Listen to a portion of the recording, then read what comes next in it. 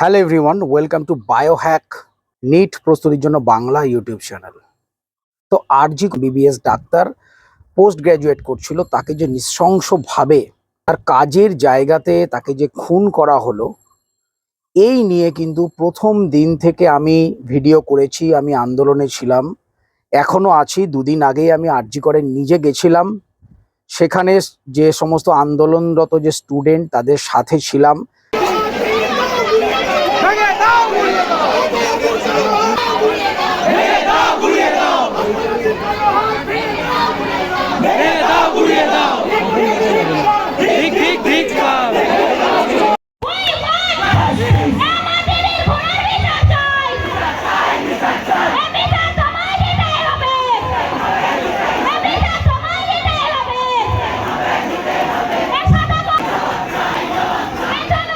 এই যে নারকীয় যে হত্যাকাণ্ড ঘটেছে, যে স্টুডেন্টটাকে যেভাবে মেরে দেয়া হয়েছে, তার বিরুদ্ধে ভারতবর্ষের সমস্ত মেডিকেল কলেজে, সমস্ত সরকারি বেসরকারি হাসপাতালগুলোতে কিন্তু আন্দোলন তীব্র থেকে তীব্রতর হচ্ছে। তোমরা জানো ৩-৪ দিন আগেই কিন্তু টোটাল যে কেসটা, সেটা সিবিআই এর হাতে হ্যান্ড ওভার করা হয়েছে। সিবিআই দ্রুত গতিতে জিজ্ঞাসাবাদ করছে এবং মেন যে কালপ্রিট মনে করা হচ্ছে যে সন্দীপ ঘোষ, তাকে কিন্তু সিবিআই বারবার ডেকে তাকে জিজ্ঞাসাবাদ করছে।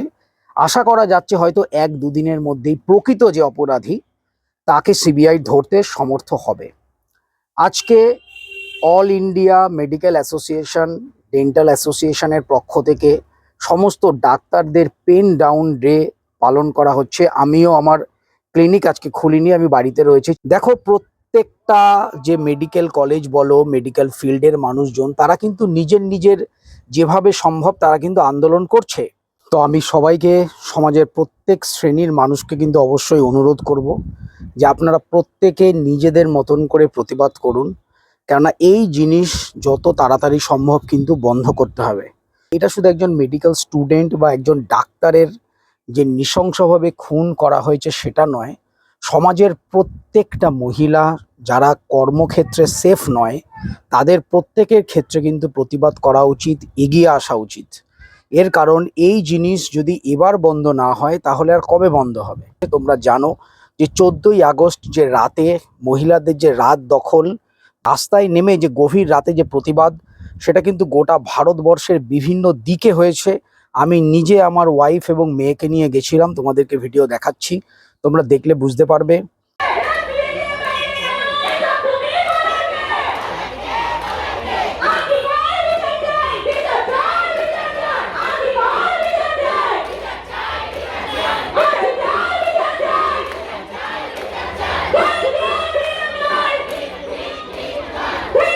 চারিদিক থেকে কিন্তু আন্দোলন গড়ে তোলা হচ্ছে। ভারতবর্ষের সমস্ত যে কলেজ, সেটা মেডিকেল কলেজ হোক বা অন্যান্য যে কোনো কলেজ হোক, সেখানে স্টুডেন্টদের টোটাল নিরাপত্তার ব্যবস্থা যে সরকারকে যে করতে হবে, এই যে দাবি, এবং যাকে এভাবে নির্মমভাবে হত্যা করা হয়েছে তার যেন যথাযথ জাস্টিস পাওয়া যায়, তার জন্য কিন্তু প্রত্যেককে ঝাঁপিয়ে পড়তে হবে।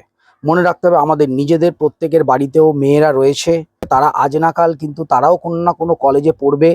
তো কলেজের নিরাপত্তা সুনিশ্চিত কিন্তু আমাদেরকে এখন থেকেই এটা যেন হয় সেটার ব্যবস্থা করতে হবে। তো সবাই মিলে আন্দোলন করো, ঝাঁপিয়ে পড়ো, কোনো রকমভাবে কোনো ঢিলেমি দেয়া চলবে না, কেননা এইবারের জাস্টিস আমাদের আদায় করতেই হবে। হাইকোর্টের যে প্রধান বিচারপতি, তার যে যে সমস্ত যে বক্তব্যগুলো আমাদের সামনে আসছে খুবই প্রাসঙ্গিক। তিনি কিন্তু যে জাজমেন্টগুলো দিচ্ছেন, এক একটা কড়া জাজমেন্ট তিনি পরপর দিয়ে চলেছেন। এর মধ্যেই তোমরা জানো যে 14 তারিখ রাতে কিছু দুষ্কৃতী আরজি করে ঢুকে সেখানে যে স্টুডেন্টদের যে মঞ্চ, সেটাকে ভাঙচুর করেছে, এমার্জেন্সি ভাঙচুর করেছে, আরও অনেক ঘরে অনেক ডিপার্টমেন্ট তারা ভাঙচুর করেছে। তাদের মেন উদ্দেশ্য ছিল কিন্তু ওই সেমিনার হলে গিয়ে ভাঙচুর করা এবং যত এভিডেন্স আছে সেগুলোকে লোপাট করা। তো এই রকমভাবে কিন্তু এই যে স্টুডেন্টদের যে আন্দোলন, তাকে ভেস্তে দেওয়ার বিভিন্ন পরিকল্পনা, এই যে জাজমেন্ট পাওয়ার যে প্রসিডিওর, সেগুলোকে ভেস্তে দেওয়ার কিন্তু পরিকল্পনা চলছে। ইতিমধ্যে তোমরা জানো বিভিন্ন ভয়েস রেকর্ডিং ভাইরাল হয়েছে। প্রথমের দিকে একজন মহিলা চিকিৎসকের কাছে একজন পুলিশ কর্মী তিনি গিয়ে কিছু সত্যি ঘটনা জানিয়েছিলেন, যদিও ভয়েসগুলো আমি এখানে দিচ্ছি না। তারপরে যে ভয়েস রেকর্ডটা এসেছিল একজন ইন্টার্ন এবং একজন পিজিটির, সেখান থেকে যে এই একরের বিভিন্ন যে দুর্নীতি সেগুলো কিন্তু সামনে আসছিল। তারও পরে আরেকটা যে ভয়েস যে রেকর্ড এসছে, তাতে করে কিন্তু আরজি কর ড্রাগ দুর্নীতি, বিভিন্ন যে অঙ্গ পাচার, বিভিন্ন টাকা তোলাবাজি, বিভিন্ন স্টুডেন্টকে ভর্তি করিয়ে টাকা তোলা, তো বিভিন্ন রকম দুর্নীতি এবং মেয়েটার সঙ্গে কীরকম ভাবে অত্যাচার করে তাকে মারা হয়েছে সেই সমস্ত বিবরণ, সেটা কিন্তু আমরা প্রত্যেকেই সোশ্যাল মিডিয়ায় শুনেছি এবং দেখেছি। তো এইগুলো তোমরা আস্তে আস্তে কিন্তু প্রকৃত যে সত্যি সেটা কিন্তু সামনে আসছে। আশা করা যাচ্ছে খুব শিগগিরই সম্পূর্ণ সত্যিটা আমাদের সামনে চলে আসবে। এর মধ্যে আরেকটা প্রশ্ন আমি অবশ্যই করতে চাই, যে আমাদের বাঙালির যে গর্ব, আমরা যাকে মহারাজ বলে ডাকি, সেই সৌরভ গাঙ্গুলি, উনি যে কতটা নিকৃষ্ট মনের মানুষ তার পরিচয় কিন্তু আমরা পেয়েছি কয়েকদিন আগে। এই যে চারিদিকে যে শোকের আবহাওয়া, মানুষ কাঁদছে, মানুষ জাস্টিস চাইছে, মানুষ রাত নেই দিন নেই রাস্তায় পড়ে আছে, তার মধ্যে তিনি নিজের টাকা কামানোর জন্য ব্যস্ত। তিনি এক হাতে ইলিশ মাছ নিয়ে, এক হাতে সর্ষের তেল নিয়ে তিনি অ্যাড করছেন এবং হাসি মুখে সেখান থেকে বেরিয়ে আসার সময় তিনি বলছেন যে এই ধরনের অ্যাক্সিডেন্টস এটা সব সময় পৃথিবীর সব জায়গাতে হয়, এটা কোনো বিচ্ছিন্ন ঘটনা নয়, এটা কোনো বড় ঘটনা নয়, এটা একটা অ্যাক্সিডেন্ট। একজন ডাক্তারকে তার কাজের জায়গায় হসপিটালের মধ্যে তাকে নৃশংসভাবে মেরে দেয়া হলো, হত্যা করা হলো, এটা নাকি একটা অ্যাক্সিডেন্ট। অ্যাক্সিডেন্টের প্রকৃত ডেফিনেশনটা কি হয়তো সৌরভ গাঙ্গুলি ভুলে গেছে। যাই হোক, আমার যেটা স্পষ্ট বক্তব্য, উনি একজন মেয়ের বাবা হয়ে ধরনের যে মন্তব্য, তার তীব্র প্রতিবাদ জানাচ্ছি। সোশ্যাল মিডিয়ার অনেকে কিন্তু এই ঘটনার তীব্র প্রতিবাদ অলরেডি জানিয়েছে। ওনার মতো নিকৃষ্ট মানসিকতার মানুষ আমি খুব কম দেখেছি। শুধু তাই নয়, ওনারও একজন মেয়ে রয়েছে যে বাইরে লন্ডনে পড়ে।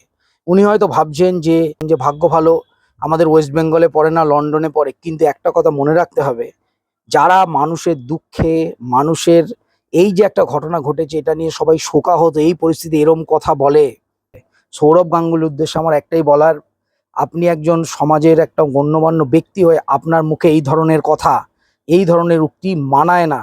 আপনি একজন নির্লজ্জ মানুষ এবং একজন ধান্দাবাজ মানুষ।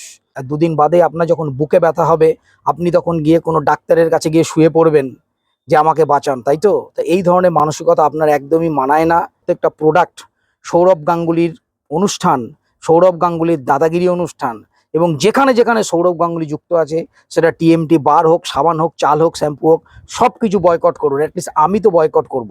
তোমরাও যারা এই ভিডিওটা দেখছো, যারা ভবিষ্যতে ডাক্তার হবে, যারা নিটে প্রিপারেশন করছো, তোমরা এই ব্যাপারগুলো অবশ্যই মাথায় রাখবে। সময় তোমাদের সজাগ থাকতে হবে, কেননা আন্দোলন করতে না শিখলে এই জিনিস বন্ধ করা যাবে না।